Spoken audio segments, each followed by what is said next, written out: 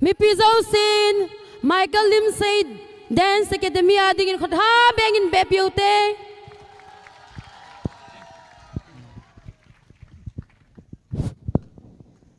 mi pi deu chena bon sabin thapa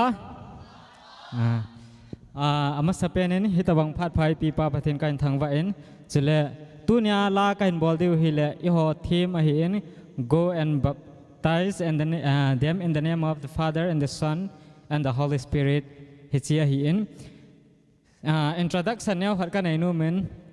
chi Moreh hi ka student ho kan ho la hen na kanazil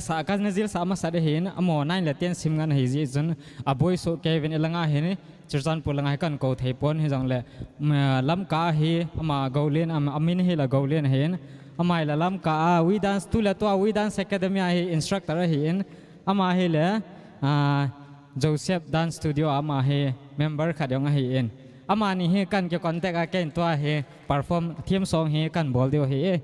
ka sai khil ka sai wam le ki ngai dam hi tele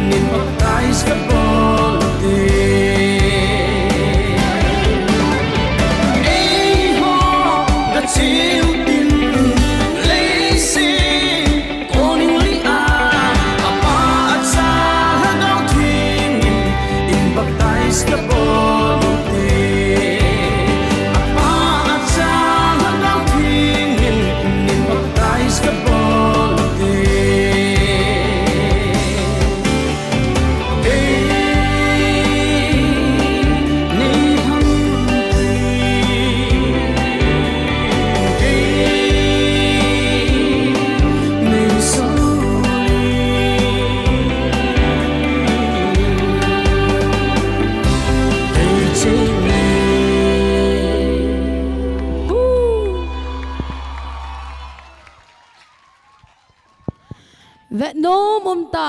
จุเลเกยองกันนักตั้งทัดีจะนี่ออกกระทานนมบานกันน่ะลามจึงเฮเกยองเวนนุ่มตาลามหินทอปิวไมเคิลเล่ทีมหัวจงอาเก็บปาทุกเห็นพงเง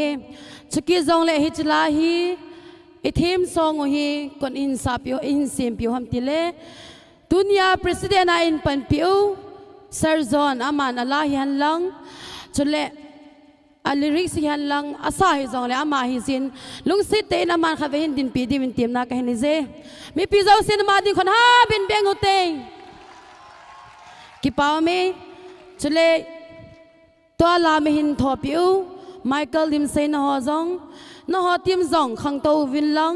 มีปีเฮไทยหงฮิซิงวิน